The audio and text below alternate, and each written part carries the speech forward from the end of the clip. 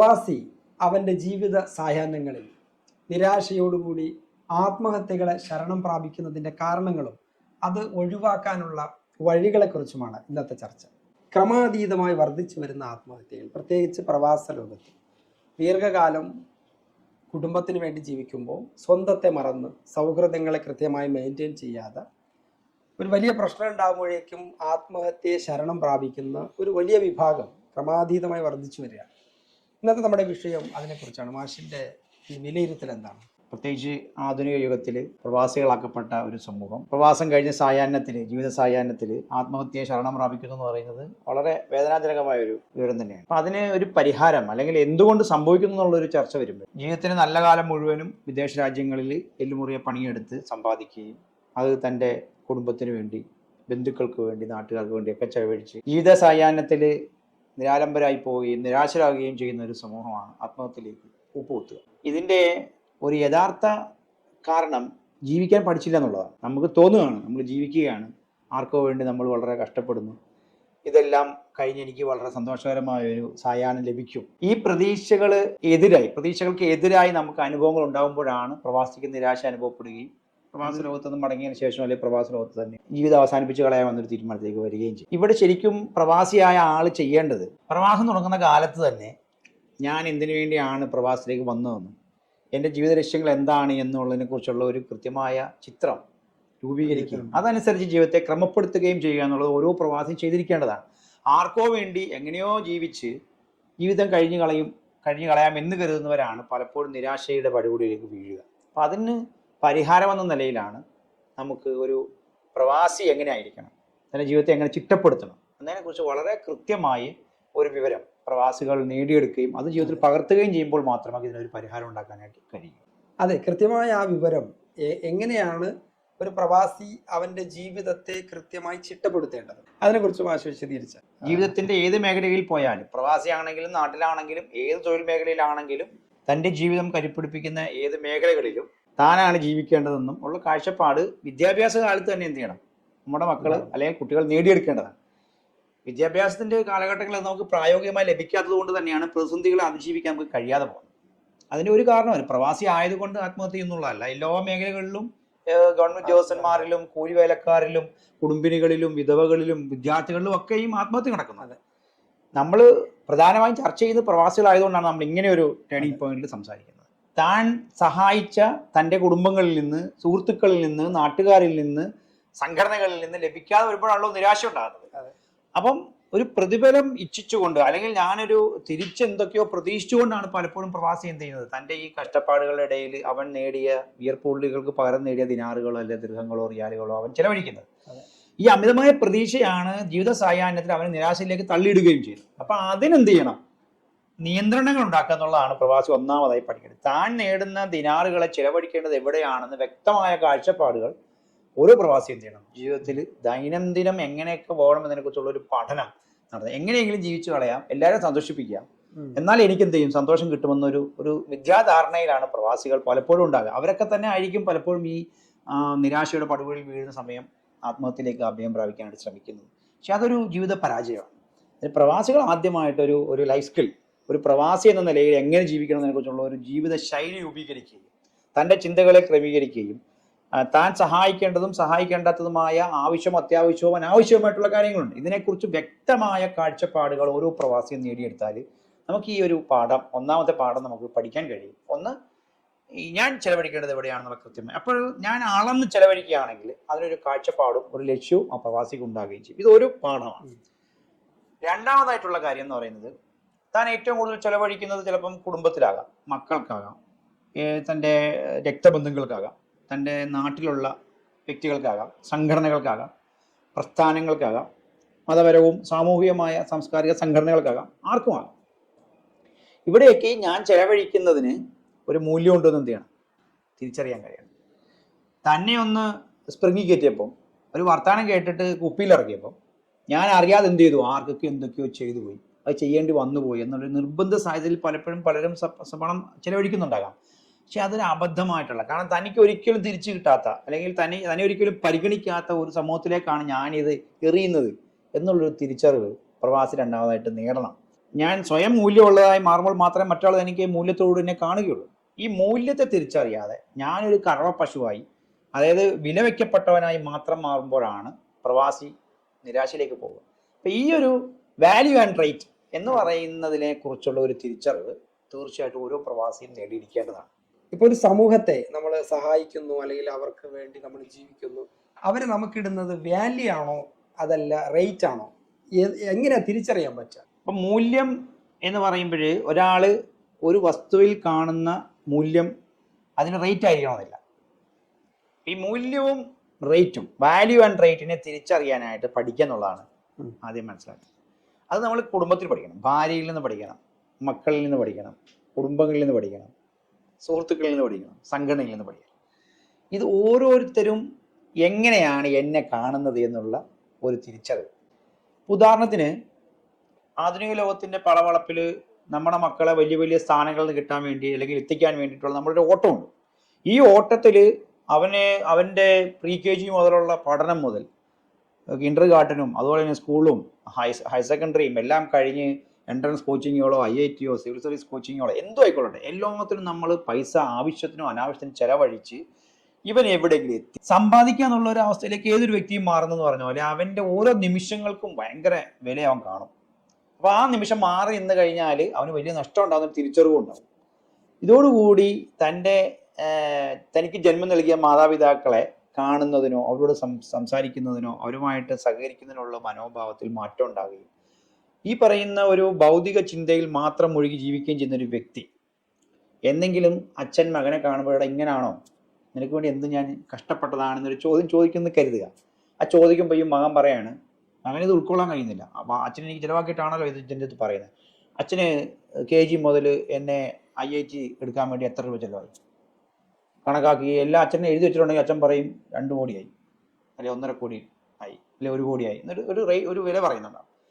ഞാൻ തന്നെ എന്നാണ് മകൻ പറയുന്നതെങ്കിൽ നിങ്ങൾ വില വയ്ക്കപ്പെട്ട പിതാവാണ്.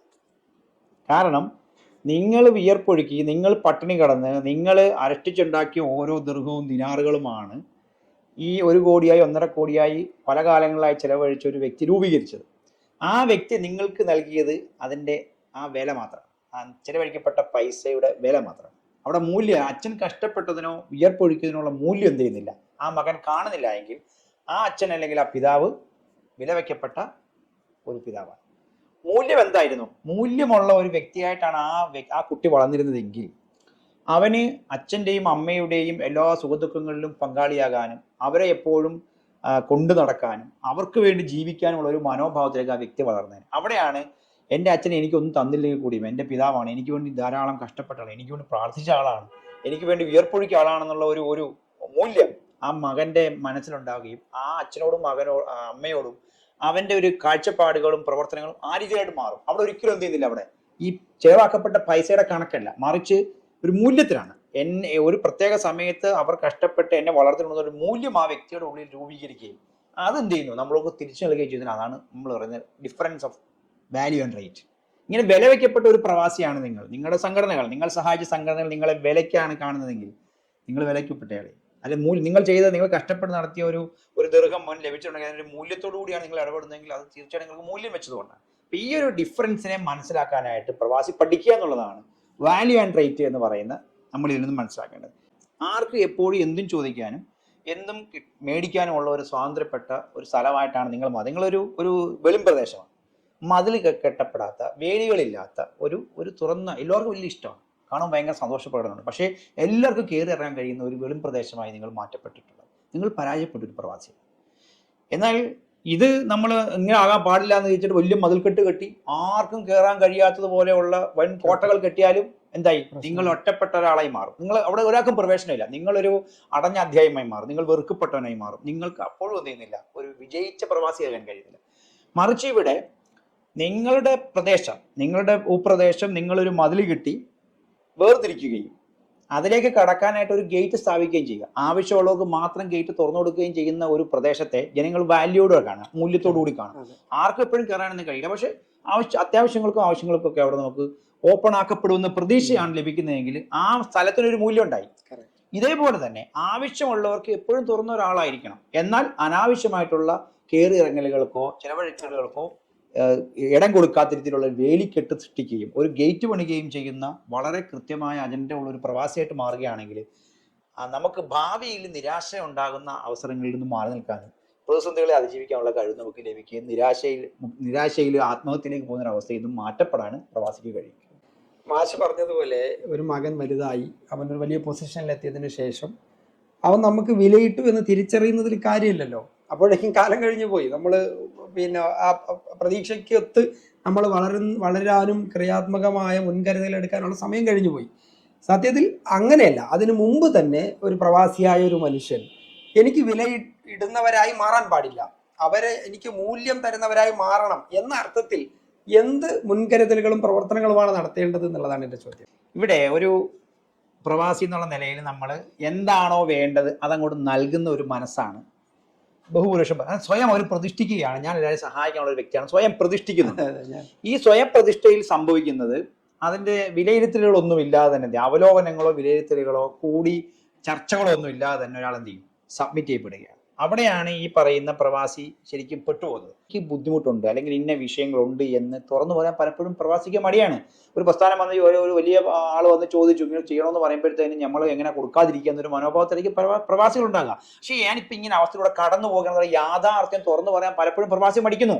അവിടെയാണ് ഈ മൂല്യം കൊടുക്കാതിരിക്കുന്നത്. കാരണം ഇതിങ്ങനെ കിട്ടിക്കൊണ്ടിരിക്കുകയാണല്ലോ. ഒരിക്കലും അടയ്ക്കാത്ത ഒരു അക്ഷയപാത്രം പോലെ എപ്പോഴും എന്ത് ചെയ്യുക, ഒഴുകിക്കൊണ്ടിരിക്കുന്ന ഒരു പാത്രമായിട്ടാണ് പ്രവാസികളുണ്ട്. അവരങ്ങനെ സ്വയം പ്രതിഷ്ഠിക്കുന്നത് കൊണ്ട് കടം മേടിച്ചു എന്ത് ചെയ്യും, ദാനം ചെയ്യാൻ വേണ്ടി ശ്രമിക്കും. ഇവിടെയാണ് മൂല്യം. അതായത് നമ്മൾ തന്നെയാണ് എന്ത് ചെയ്യുന്നത്, ഈ വ്യക്തികളുടെ മൂല്യങ്ങളാണ് നശിപ്പിച്ചത്. ഒരു വ്യക്തി, ഒരു മകൻ വളരുന്ന കാലത്ത് തന്നെ കഷ്ടപ്പാടുകളെ കുറിച്ച് അവൻ മനസ്സിലാക്കാനും അതനുസരിച്ച് ജീവിക്കാനും ഉള്ള ഒരു അവസ്ഥ ഉണ്ടാകുമ്പോൾ മാത്രമേ പ്രവാസിക്ക് എന്ത് ചെയ്യാൻ ഒരു മൂല്യം സൃഷ്ടിക്കപ്പെട്ടുള്ളൂ. ഇപ്പൊ എൻ്റെ കുടുംബത്തിൽ എൻ്റെ ഭാര്യ അറിയണം ഞാൻ ഇത്ര ദൃഢമാണ് എൻ്റെ വരുമാനം, ഇങ്ങനെയൊക്കെയാണ് എനിക്കത് ഉണ്ടാകുന്നത്, അപ്പോൾ ഇങ്ങനെയൊക്കെയാണ് ചെലവഴിക്കേണ്ടത് എന്നുള്ള ഒരു ധാരണ അവർക്ക് കൊടുക്കാൻ കഴിയണം. പലപ്പോഴും എന്ത് ചെയ്യുന്നില്ല, അത് ചർച്ച ചെയ്യപ്പെടുന്നില്ല. കുട്ടികൾ ഒരു കഷ്ടപ്പാട്, എനിക്കുണ്ടായ ഒരു കഷ്ടപ്പാടും വിഷമോ എൻ്റെ ഭാര്യയോ എൻ്റെ മക്കളോ ഒന്നും അനുഭവിക്കരുത് എന്നുള്ള ഒരു ചിന്തയാണ് പലപ്പോഴും പ്രവാസികളുള്ളത്. പിന്നെ നാട്ടിലാരും കഷ്ടപ്പാടിലാണല്ലോ എന്നുള്ള ചിന്ത മനസ്സിൽ വരും. ആർക്കും എന്തും കൊടുക്കുന്ന ഒരു അവസ്ഥ. ഇത് മാറ്റിയെടുക്കുക എന്നുള്ളതാണ് മൂല്യം സൃഷ്ടിക്കേണ്ട ആദ്യം പ്രവാസി പരിശീലനം നേടേണ്ട ഒരു കാര്യം.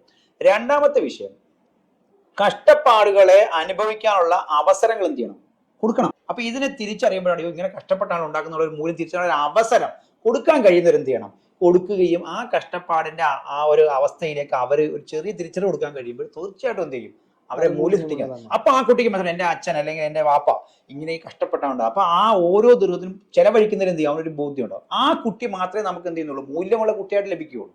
അല്ലെങ്കിൽ പ്രസ്ഥാന ബന്ധുക്കൾ ഇങ്ങോട്ട് വന്നു, അവര് ഇവിടെ വന്ന് ഇറങ്ങി ഒരു 2 വിസിറ്റ് വന്നു, എല്ലാവരെയും കണ്ടു, പൈസ ഇട്ട് പോയി. അടുത്ത വർഷം വീണ്ടും വരുന്നു, അവർ പൈസ ഇട്ട് പോകുന്നു. ഇവരെങ്ങനെ ചെലവഴിക്കുന്നു, അവര് ശരിക്കും എന്തായിരിക്കും, ധാരാളികളായിരിക്കും. ചിലപ്പോൾ പറയാൻ കഴിയില്ല. കാരണം നമ്മൾ ഇവിടെ കഷ്ടപ്പെടുന്നുണ്ട്. നമ്മൾ പോലും ചിലപ്പോൾ ഒരു ജ്യൂസ് കുടിച്ചിട്ടുണ്ടാവില്ല. പക്ഷെ ഇവിടെ മണിക്കൂറിന് ജ്യൂസ് കുടിക്കാൻ വേണ്ടി പൈസ ഉപയോഗിക്കുക. നമ്മൾ ചിലപ്പോൾ 1 കിലോമീറ്റർ ചിലപ്പോൾ നടന്നായിരിക്കും പോയിട്ടുണ്ടാകുക. ഒരു 10 അടിക്ക് പോലും ഇന്നോവയിൽ മാത്രം യാത്ര ചെയ്യുന്നവരായിരിക്കും ചിലപ്പോൾ പിരിവിനോട് വരുന്നുണ്ട്. ഇങ്ങനെ വളരെയധികം മാനസികമായി മൂല്യം കൽപ്പിക്കാത്ത വ്യക്തികൾക്കാണ് നമ്മൾ ഈ പണം ചെലവഴിക്കുന്നതെങ്കിൽ ഒരിക്കലും നമുക്ക് മൂല്യം ലഭിക്കില്ല. അതിനെ നോ എന്ന് പറയാനുള്ള ഒരു തൻ്റെ ഇടം പ്രവാസി എന്ത് ചെയ്യണം, ഉണ്ടാക്കിയെടുക്കണം. അനാവശ്യ കാര്യങ്ങൾക്കാണെങ്കിൽ മകനോട് ഇല്ല മോനെ എന്ന് പറയാൻ കഴിയണം. വൈഫിനോട് അനാവശ്യം ചിലവാക്കാൻ വേണ്ടി അതില്ല എന്ന് പറയാനുള്ള ധൈര്യവും ഒരു പ്രവാസി എന്ന് നേടിയെടുക്കുന്നു, അന്ന് മാത്രമേ നമുക്ക് ഈ വാല്യൂ സൃഷ്ടിക്കാനായിട്ട് കഴിയുള്ളൂ. അല്ലാത്ത കാലത്തോളം ഒരിക്കലും നമുക്ക് ഞാൻ ഇടപെടുന്ന മേഖലകളിൽ, കുടുംബങ്ങളിൽ, മക്കളിൽ, ബന്ധുമിത്രാദികളിൽ, സംഘടനാ ഒരിക്കലും മൂല്യം സൃഷ്ടിക്കാം. സ്വയം അവർ മൂല്യം ഉണ്ടാക്കിയെടുക്കുന്ന ഒരിക്കലും പ്രതീക്ഷിക്കരുത്.